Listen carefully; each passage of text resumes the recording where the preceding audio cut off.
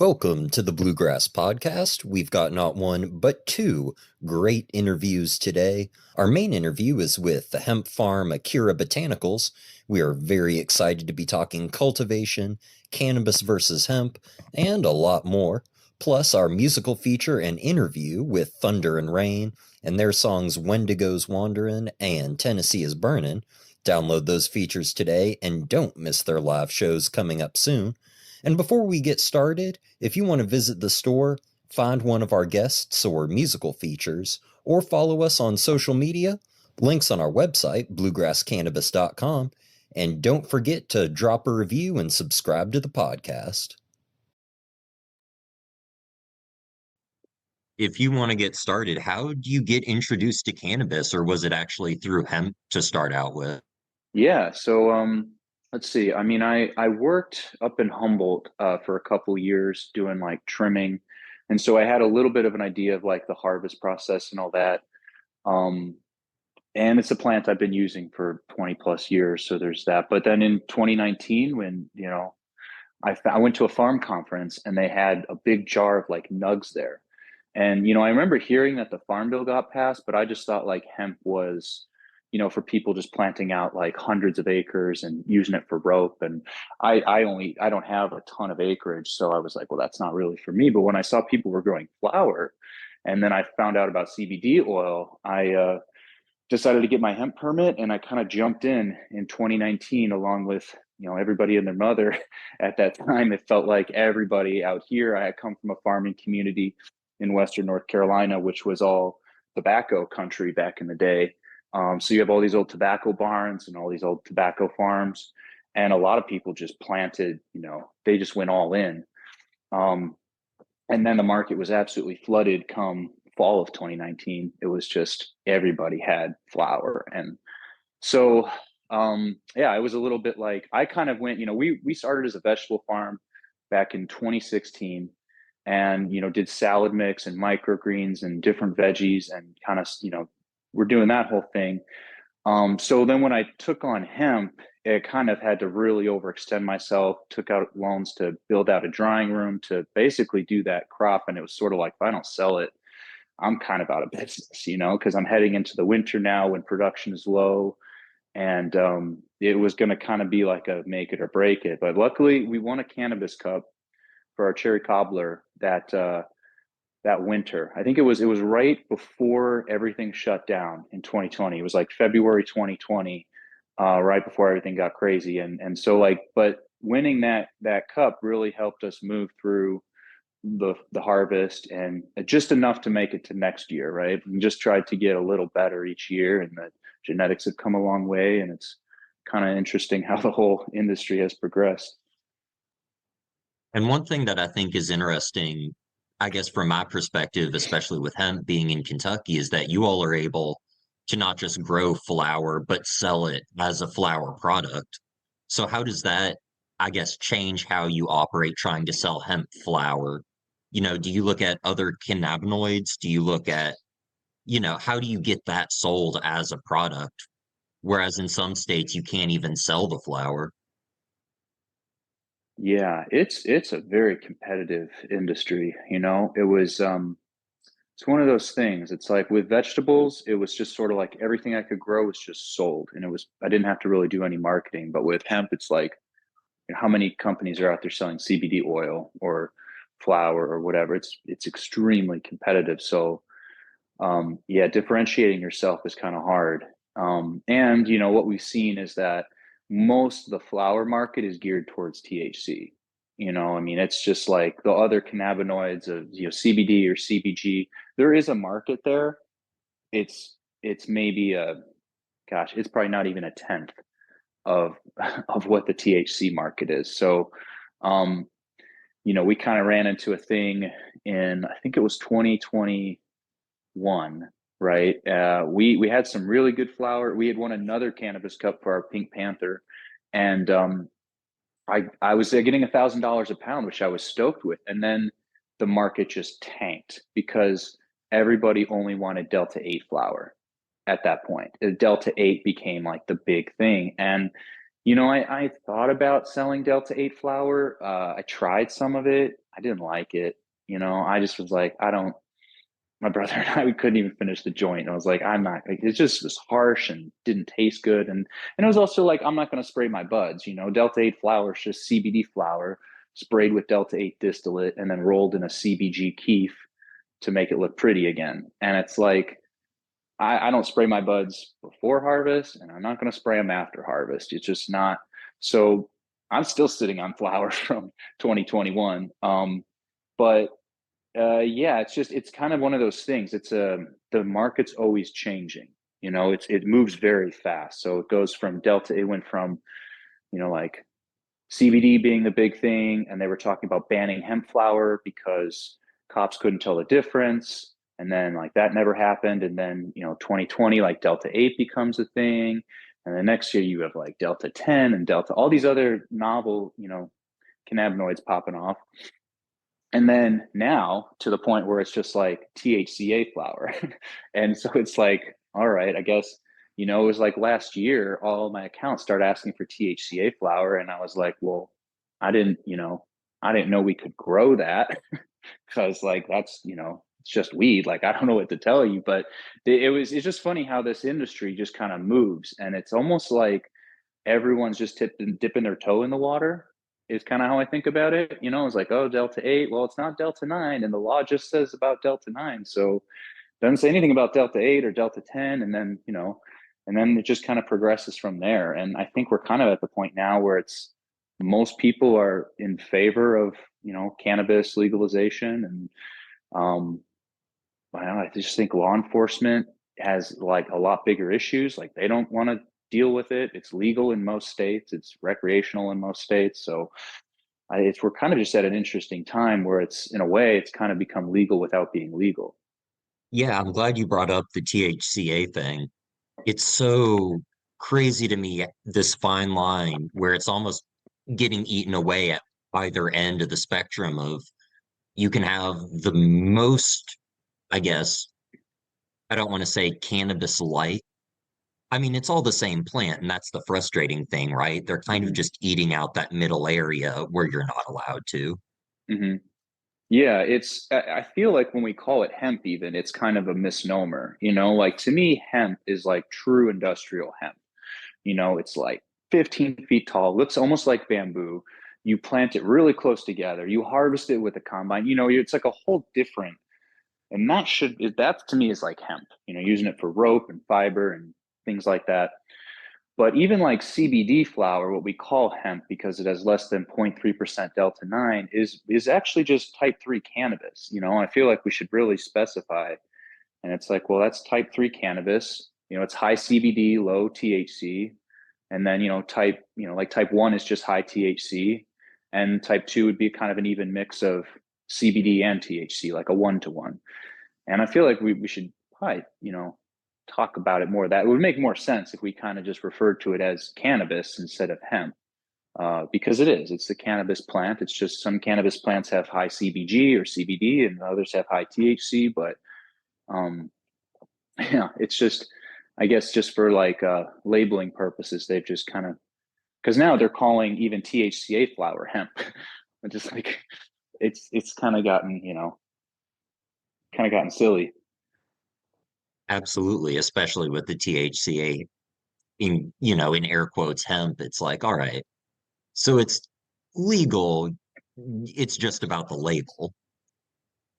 And Essentially, yeah, if you can get a COA so showing less than 0.3% delta 9, which THCA is just delta 9 in its raw form before it's being decarboxylated, so it's like potential delta 9, right? And so yeah, it kind of is, again, it's just kind of an industry of loopholes in a lot of ways. I'm curious, you will have direct to consumer on your website, correct? Correct.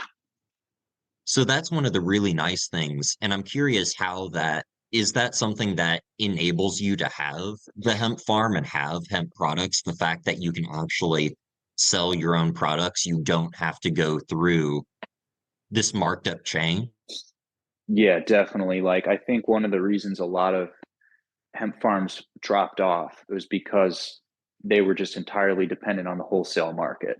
And that is very volatile. Like I said, I mean, I've gotten $1,000 a pound, and then I've gotten $300 a pound, and that's a huge difference because at 300, you know, I'm not necessarily making anything.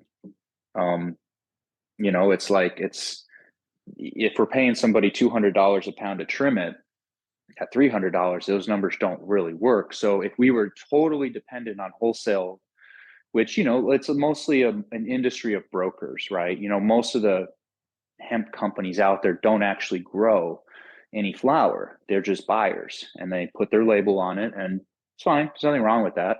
But that's mostly the industry, right? Because farmers don't usually have time to then do all the marketing and branding. I mean, that's a whole job in and of itself. And the sales behind it. They're just trying to grow the crop. And most farmers I know, they just want to farm. They want to farm, they want to grow the crop, and they want to take it to somebody and know that they can get a good price for it. And there's no shortage of people that are willing to do that. It's just a matter of, everybody has the harvest at the same time. So it's a buyer's market, and a good broker, if they're good at their job, is going to try to work the farmer down as much as he can and then resell it for as much as they can. So sometimes they're making 10x on this stuff. And it's like, well, that's just sort of, so we would probably be out of business if we didn't have our own brand and a way to sell direct to consumer.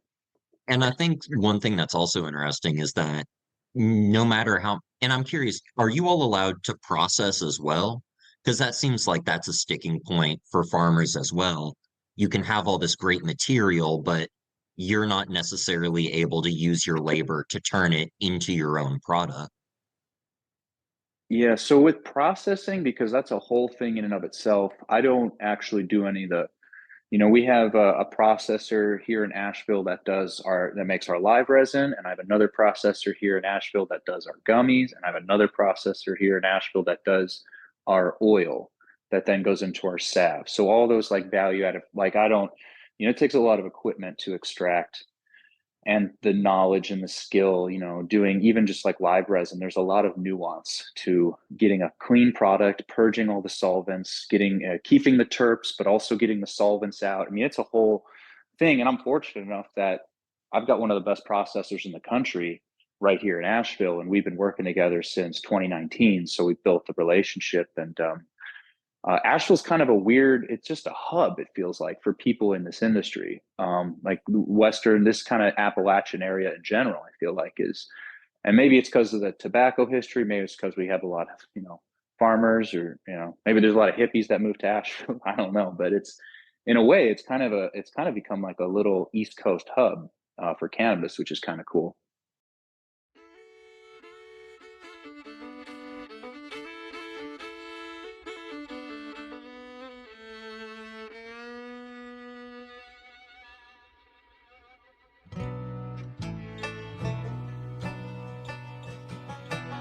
I know this mountain. I call it my home. But not even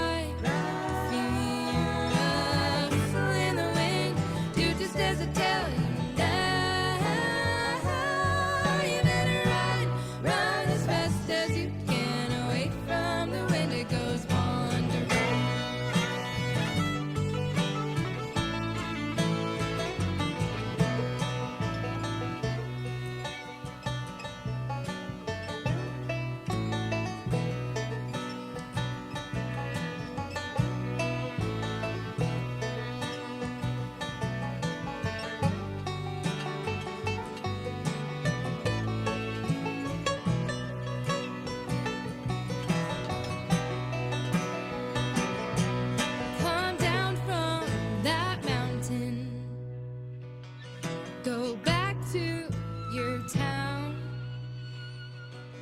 When someone goes missing, we don't look around. No, if you hear your name, if you hear a baby's cry, if you hear a whistle in the wind, do just as I tell you now. You better run as fast as you can, away from the Wendigos wandering.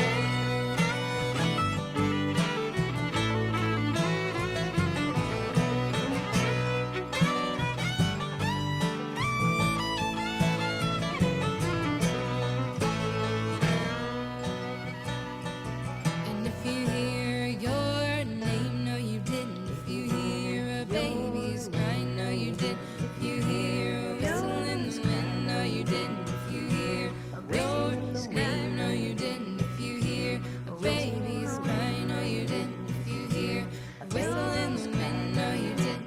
I'll meet you on the other side.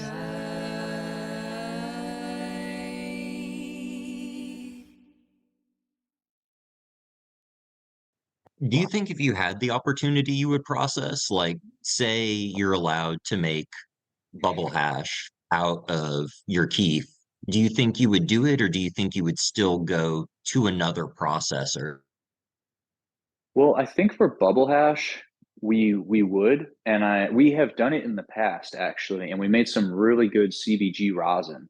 But doing like bubble hash, it doesn't work well with CBD. I tried it, and the yields are just not there because the trichome structure is very sticky, and it doesn't dump well. So it works well with THC, and it works really good with CBG. CBG is very sandy.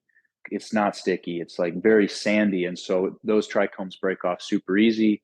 And also, like CBG flower, likewise, doesn't work great for live resin. It's like the opposite. CBD is great for live resin, but CBG yields terrible when you try to do a live resin run. So I think for bubble hash, I have the whole setup for it. I have freeze dryer. I've got a walk-in cooler.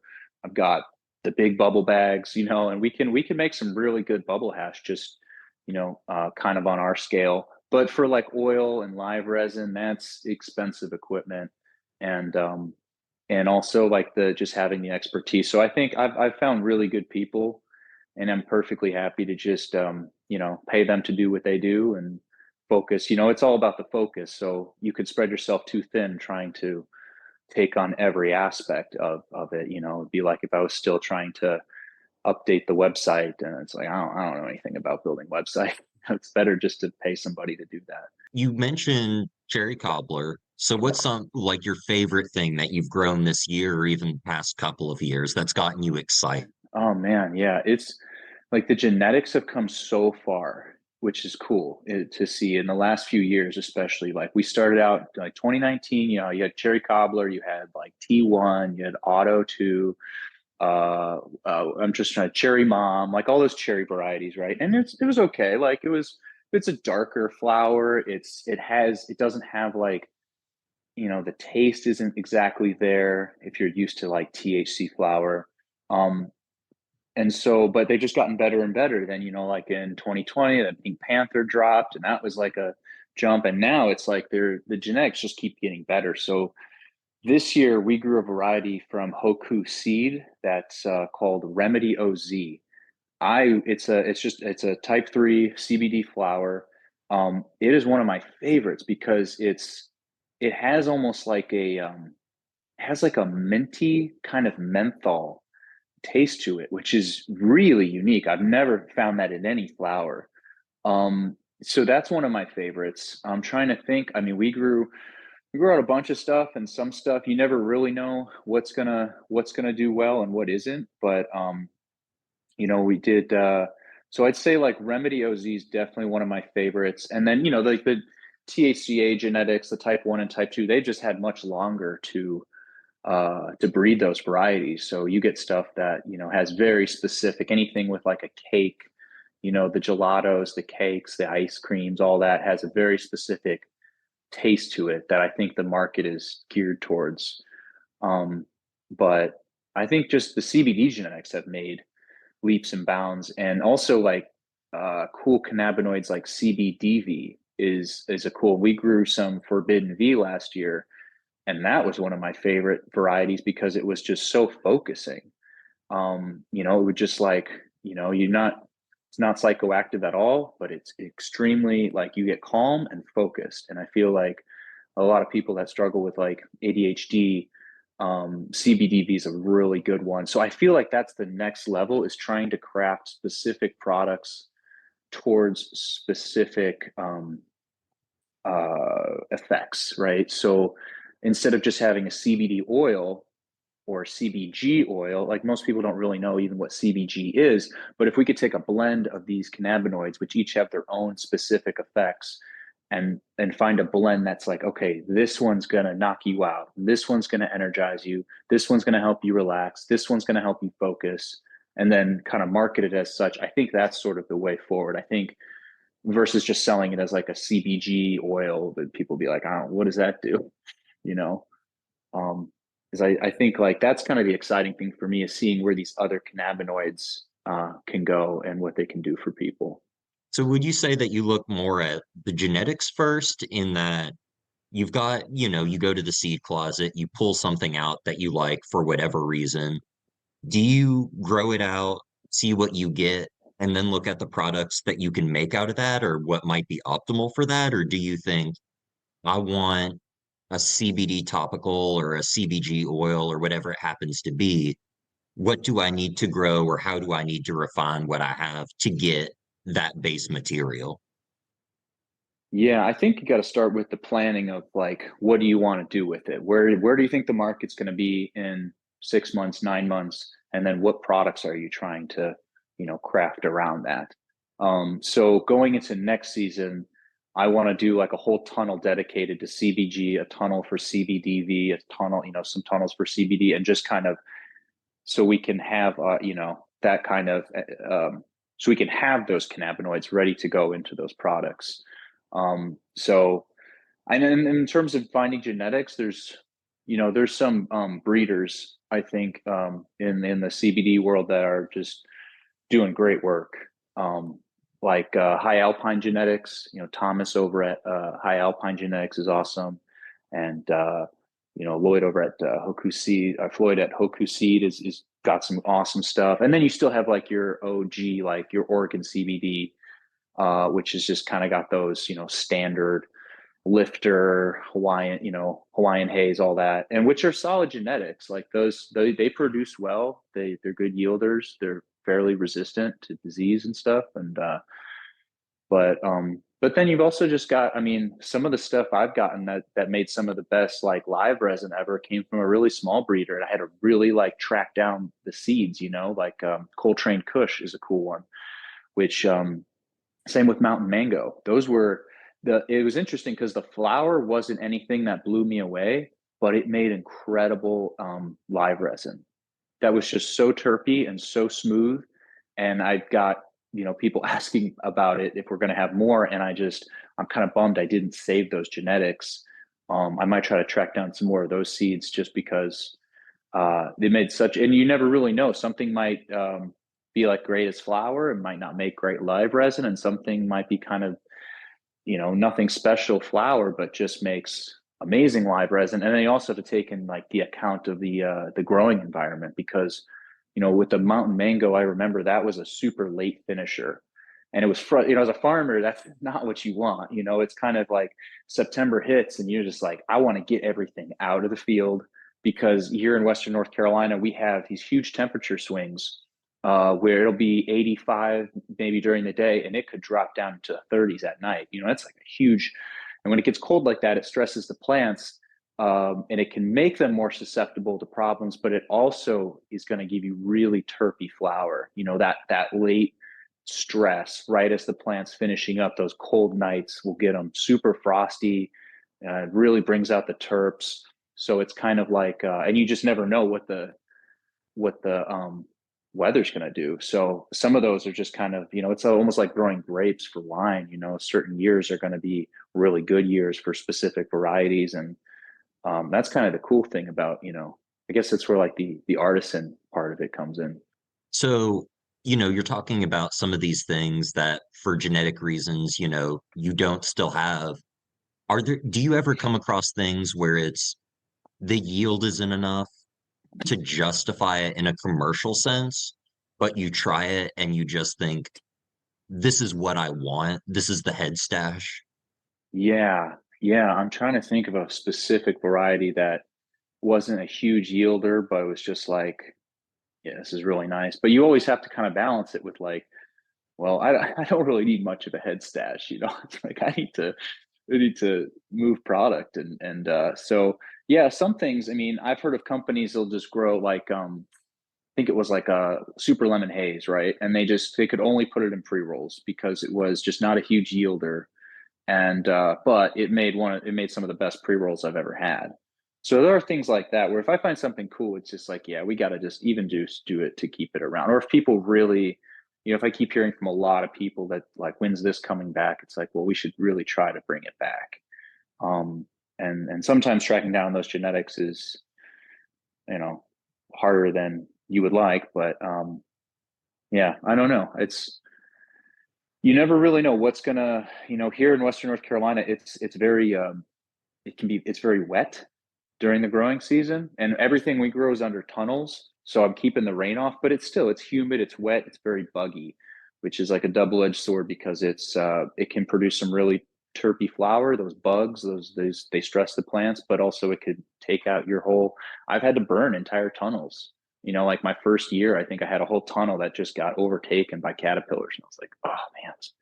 And sometimes you don't know until it's like you're about to harvest, and then you realize that you've got big problems. Is it all they can come on hard, and within a week, just it goes from looking great to being like, I don't think I can harvest anything here.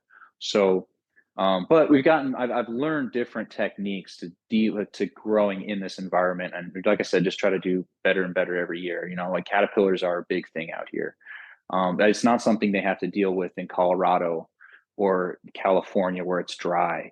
Caterpillars need that moisture, and so here they love hemp. Like I've grown every crop, and they love cabbage and they love broccoli, but like they really love cannabis. They go crazy for it, and what they'll do is you'll have moths come into the tunnels.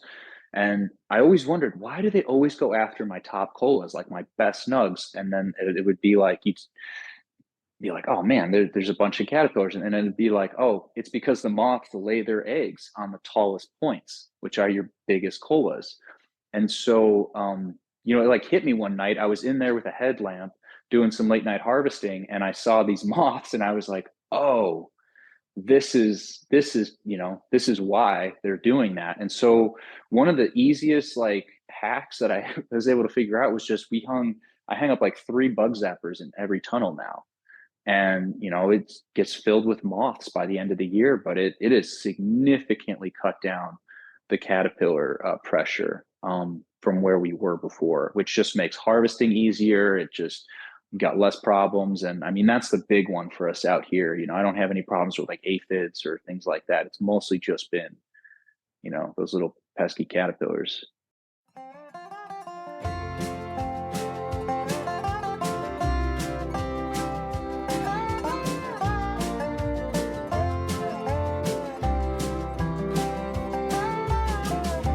Came out west, I guess, for a better life.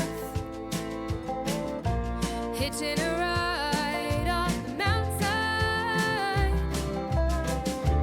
Memories I see, what I left behind. That I never thought I'd miss. Sleeping alone, disowned in a living room. Turn my head and turn on the news. Wildfires coming into view.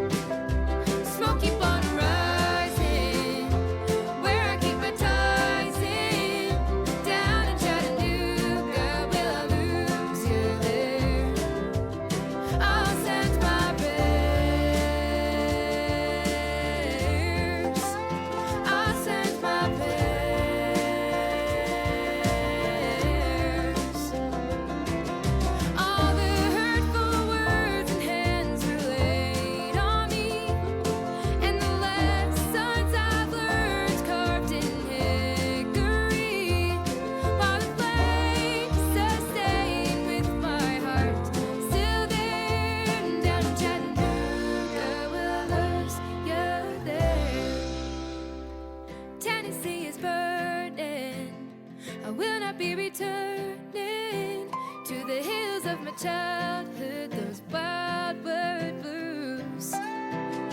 Smoke keep on rising, where I keep baptizing. Down in Chattanooga, will I lose you there? Down in Chattanooga, will you take me there? Where Tennessee is burning. Tennessee is burning. Tennessee is burning.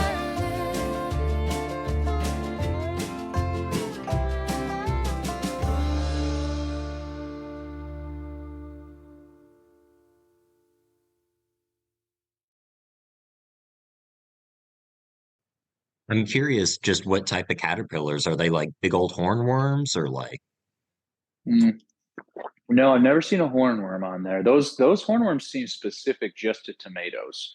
Um, which the cool thing about those is like we've got a lot of wasps, and I honestly don't even have to do anything for hornworms. The wasps find them and they lay all their eggs on their back, and the larva essentially is like a vampire and sucks all the blood out of those big hornworms. But it's mostly like cabbage loopers and like little some of them get kind of big, but most of them are like much tinier.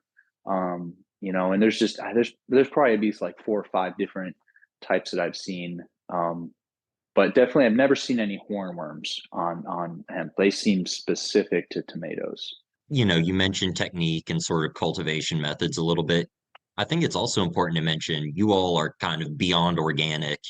People throw Mhm. around that term all the time, but like you're very dedicated to like the methods that you use to grow your cannabis or I say cannabis, hemp, but the way that you grow your hemp and your vegetables in general. Yeah, definitely. I mean, that was one of the things that got me into farming was that I just realized most of the farming industry is even if you're buying organic, it tends to be sprayed. And obviously, I think if you're using organic pesticides, it's better than non-organic pesticides, but a lot of it too is not great. And especially when you're dealing now well, with like hemp and cannabis, they're bioaccumulators. So anything in the soil, they're going to take up and put in the flower itself. And that's very problematic if you're then smoking it, concentrating it, or extracting it into an oil that somebody's taking for health purposes. You don't want any. You need to have a very clean product. And so, I never, when I was just growing vegetables, I never would really spray anything anyway. So it was kind of like um, and I don't think you need to. I think if you have, like, what I have found is if you have enough biodiversity, it tends to balance out. I've had years where we tarped everything that wasn't hemp. And so it was just like, it was very clean, like there was no weeds and everything was just super like dialed in, but we had crazy pest pressure. Like the pest pressure was really bad that year. And then the following year, I just didn't have time to go. Like I kind of let things go. I had a bunch of weeds, not like in the tunnels, but just kind of like on the periphery. Like I fell behind on weed whacking. I was trying to finish this house. So I kind of fell behind on all that stuff and we had just a bunch of flowers and everything everywhere. And it seemed like the pest pressure was much lower. And so I think if you can introduce enough biodiversity and if you have good soil, you shouldn't need to spray anything. You run into trouble when you're just growing one crop, because then it's just like, so if I like caterpillars, for instance, I'm going to have some cabbage and broccoli and stuff out there as well, and I might harvest it like the crowns, but I'll leave the actual plant there as almost like a trap crop to give the pest something else to go after. And I also like try to introduce a lot of beneficials. Like I released a bunch of praying mantises, and you'll see they're like just little assassins. They'll go from, it's pretty cool. You'll see them when they hatch, they're like the size of your pinky nail, and then in a single growing season they will get as big as, they'll get almost like 9 inches long. And it's just incredible. Like you got to think how much that thing is eating in order to put on that sort of growth. But they're just like little assassins. They eat everything. And so I think it's just a combination of that. Like it's like Because the thing is, if you were going to spray, like say BT, which if you're going to spray anything, BT, Bacillus thuringiensis, it's basically just a bacteria, and it makes it so like caterpillars, when they eat something that's been sprayed with that, they die. So it's good for things like that, but um, I still wouldn't spray it on my flower. Like you could, and you could still be organic. You could spray it like almost right up to harvest and still be quote unquote organic, but it's like you're gonna taste it. Like it's gonna be on the flower. It's same thing with like spinosad or neem oil. Like all those are organic approved pesticides, but I feel like you would definitely something would be off if you were spraying your buds with that. And I know probably people that spray, what was it, up in Humboldt, I think Eagle 22 or something like it. It was really toxic stuff.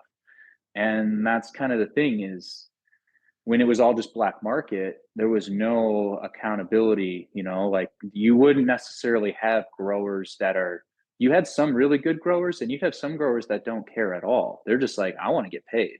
So if I got to spray it with a bunch of this stuff, as long as it looks pretty, I'll be able to move it and I'll get my payday and whenever, but it's like, but then you're putting some toxic stuff out there. And so I guess one good thing about, like cannabis normalization is that, it's kind of raised the bar and people want to see, they want to see testing and they want to know who's growing it, so you kind of have a way to differentiate yourself and say like, this is what we value, this is how we grow.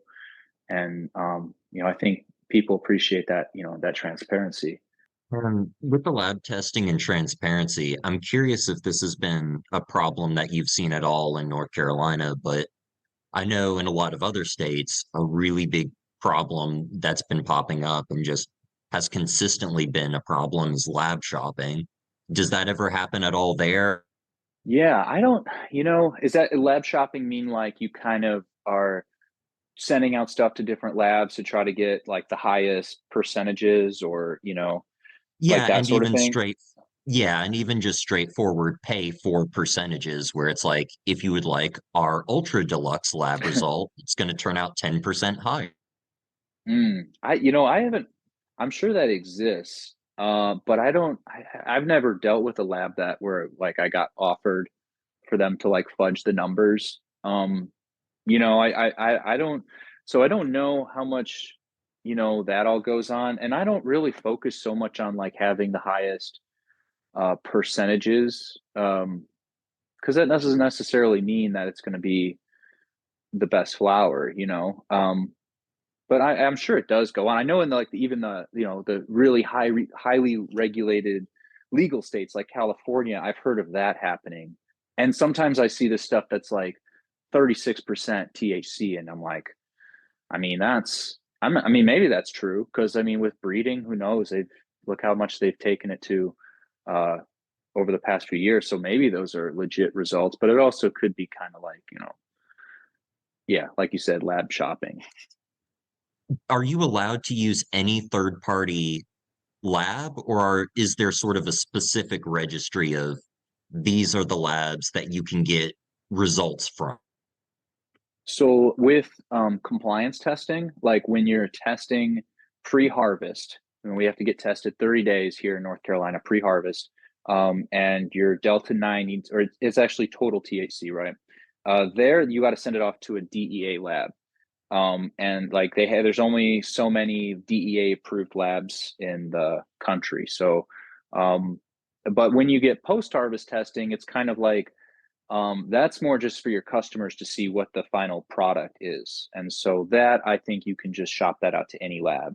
Um, and so I found like a handful of labs that I think are pretty solid. And we kind of just use them. And, it was like in the early days, everybody wanted full panel, right? But it's like, full panel, they're testing for mycotoxins, heavy metals, pesticides, potency, all this stuff. It gets really expensive. It's like $500 to do a full panel test. So if you're growing a bunch of varieties, so I've done full panel before, but it's like if I'm not spraying pesticides and I don't have any heavy metals in my, why would I?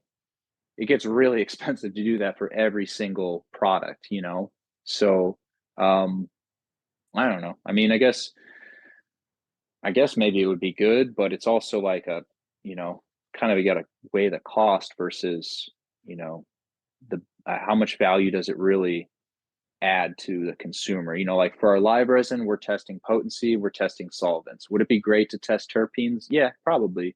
But it's also like if you're doing, you know, 15 different varieties, it gets very expensive. So you just kind of have to weigh that, I guess, and see what your customers really care about. Definitely. And like you said, are you testing pre-harvest like raw material, post-harvest raw material, the product itself? Like Hmm. at what stage did you test? Well, you got to do your pre-harvest, right? And then like that's just required.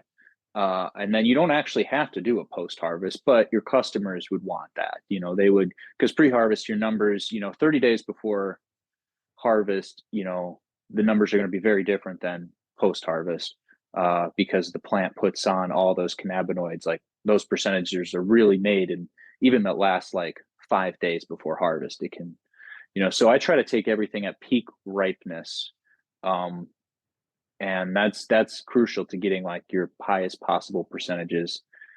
But I think in terms of what we're actually just required to, we're just really required to get that pre-harvest. Yeah, and that's one of the interesting things I I will say about like cannabis to hemp is that changing standard, I'll say from state to state on the lab tests, whether how it's reported, how you're allowed to test it, how the products are tested. I wish that there was some level of consistency between everything. Do you ever get frustrated that the goalposts kind of do shift, like you talked about? Some customers want terpene tests, some of them don't care. There's really no standard metric for what is desired versus what is in air quotes necessary. Mm-hmm. It can be a little frustrating. Well, it's also frustrating that it's like the market's always changing, right? Because I mean, if you're a broker, you're or just like a white label company, you can pivot easier than a farmer can.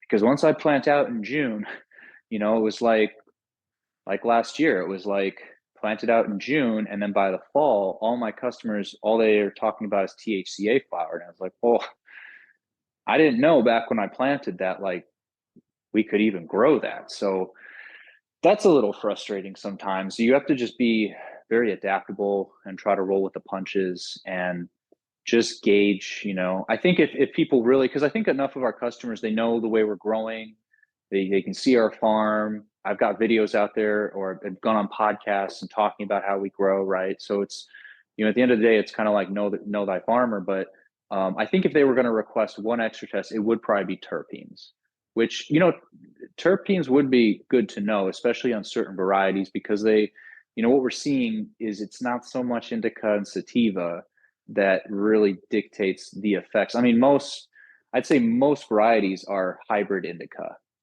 There's very few like pure sativas. There's maybe, you know, there's like um, Durban Poison and Super Lemon Haze is one that's like I would say like a true sativa. But other than that, most of them are hybrids and indica leaning hybrids. But really what we're finding is the effects tend to be more about the terpenes. So something that's like, I think like Super Lemon Haze, why that hits like such a sativa is because it's very high in limonene. And it's just, that's a terpene that kind of just wakes you up, you know, or something like pinene too. Anything piney tends to be more like sativa effects.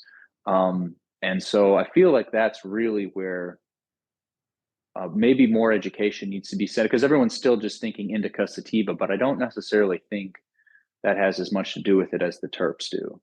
Definitely. And I mean, I think that's one of those race to the bottom versus education, right? Educating your customers about what they should be looking for and why that makes Mm-hmm. your product unique.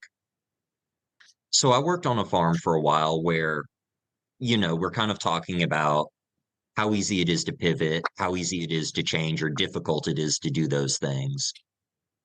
Do you ever think about the idea of, I don't want to say just customer loyalty, because that's really hard to retain, especially in cannabis and hemp, but Mm-hmm. the idea of growing similar slash the same genetics year over year and providing the same products versus there's something new I need to adapt to, like THCA or something like Mhm. that, where there's an opportunity versus there's a reliability. I agree. I think there's a lot of value to that. I mean, so but what I kind of see is like, okay, there's kind of we have kind of two different types of customers. The customers that buy our oil and salve and gummies, um, they're very consistent, right? So if you find like a CBD oil that works for you and you like the company and the price is right, you're going to just stick with that CBD oil, right? You're not going to really go, I'm going to try this brand. It's like, if this works for you and it like helps you sleep, you're just going to like, okay, so those customers are great. They're like clockwork every month and they usually buy in bulk to get a discount. And they're like the ideal customer. When you get into flower and vapes, it tends to be not so much somebody using it medicinally. Oh, it can be, but and then like I'm not saying it does help people with like anxiety and sleep and all that, but it tends to also be more of like somebody just wanting the effect, more of like a recreational user. And that to me is more like the craft beer industry in the sense that kind of just want to try different stuff, like, oh, I've never had this one before. So in that, with like flower and vape, it feels like people are always chasing the next hot thing. So there's that, but there is also people in that just like, man, that mountain mango cart was just the best, and I can't, find it. Are you guys going to bring that back? So I think there is value to maybe really listening to your customers, and when you find something that like, if multiple people are asking about it, there's probably a lot of people that feel that way. It's like your customers really do let you know if they'll for better or worse. Like I've had stuff where it was like I heard from enough people that they just weren't super happy with it. Like we tried doing sugar wax carts, and it's different from live resin in the sense that sugar wax it's made from the same process as live resin, but it's from a fully dried, fully cured flower versus live resin being more fresh flower, and so it's not as terpy.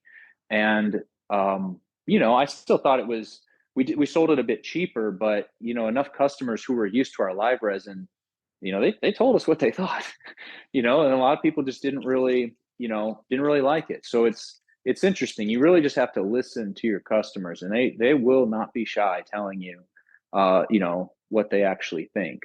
And then you just have to kind of, you know, steer the ship that way, I guess.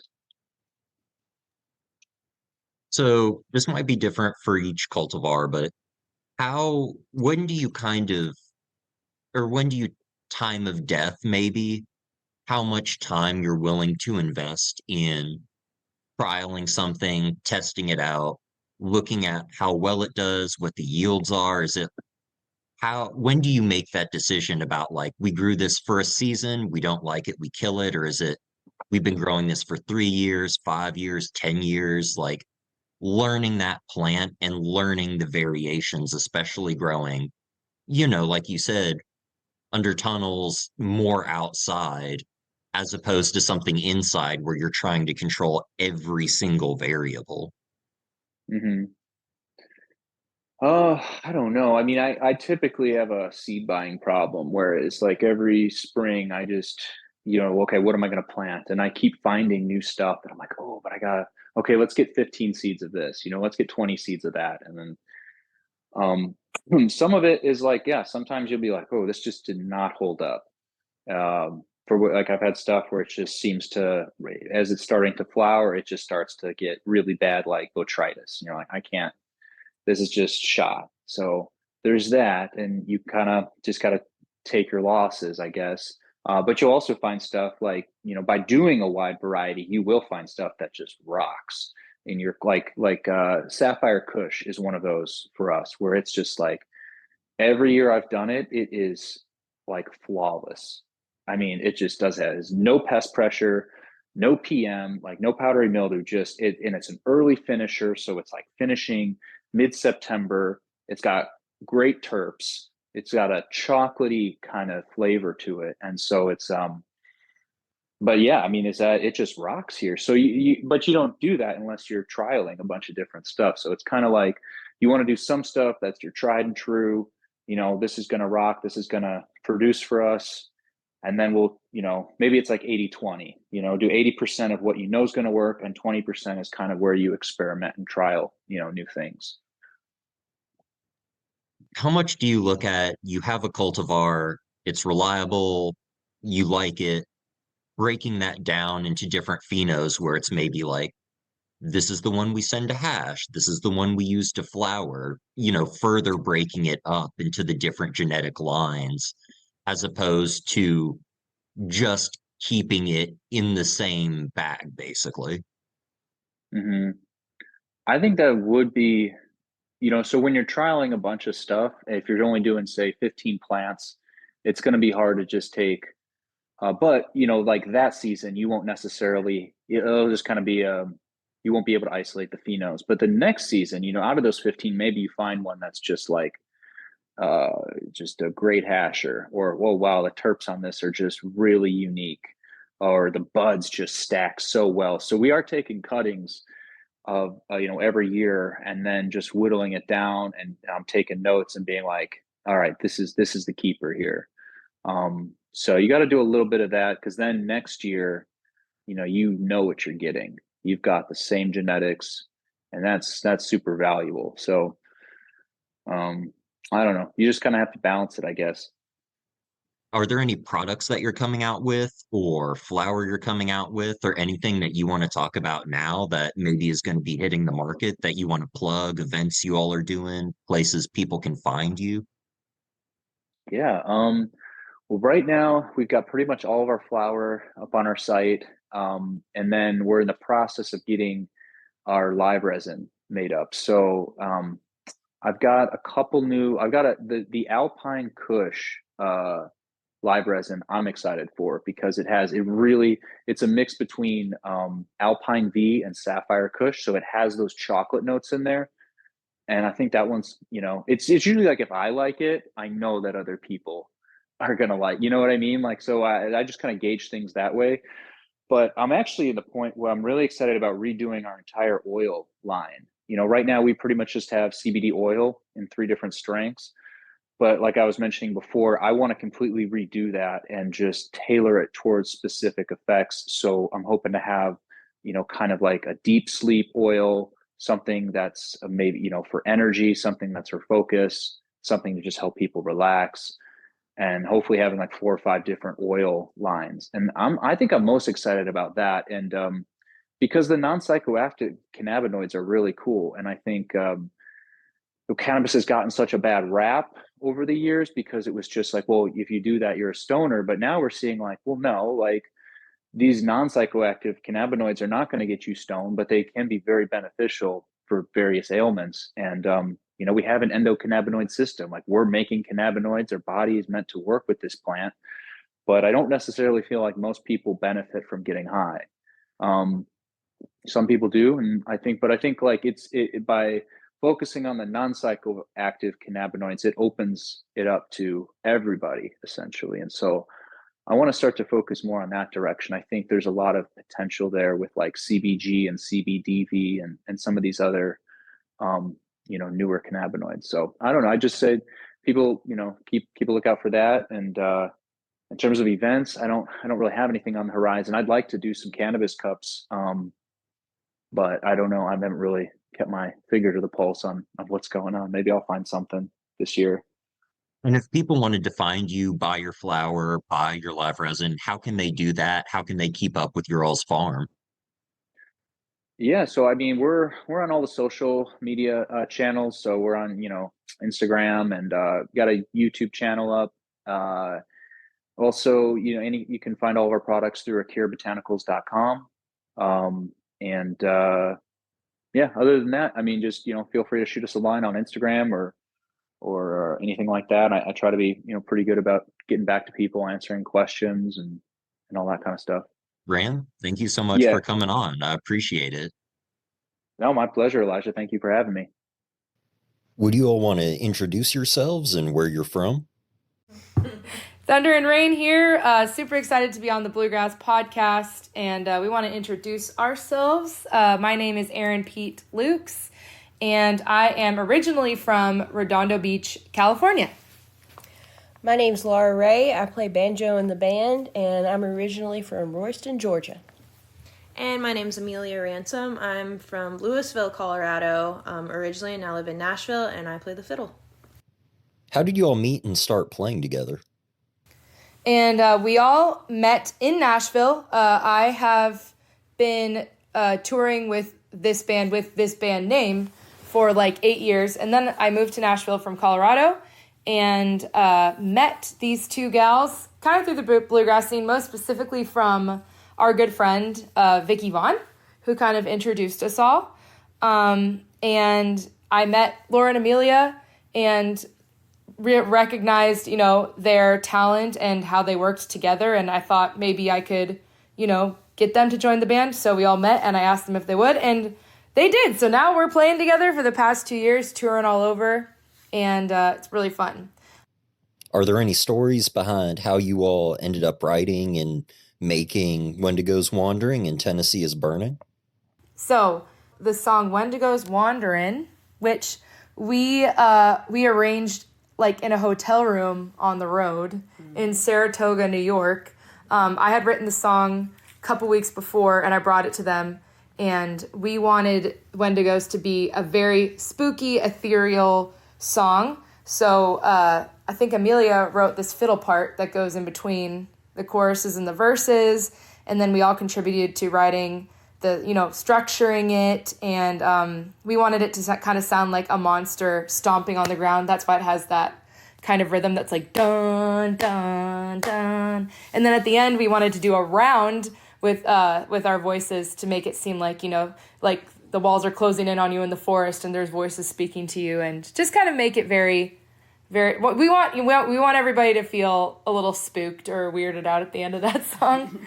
And then Tennessee is Burning, I actually wrote that song quite a while ago in 2016, and I wrote it about a friend who was staying with me in Colorado, but she was from Gatlinburg, Tennessee, and there was a wildfire that year that destroyed a lot of that town, and she had to watch it on the screen, and I thought, what a weird feeling it must be to watch your hometown burn on live TV. So that's kind of how I wrote the song, and it was like the last song to go on the second record, so that record involved drums and was more like Americana rootsy, so it got that treatment. But in the band, we do it a little more bluegrassy. We got a banjo kickoff that Laura does.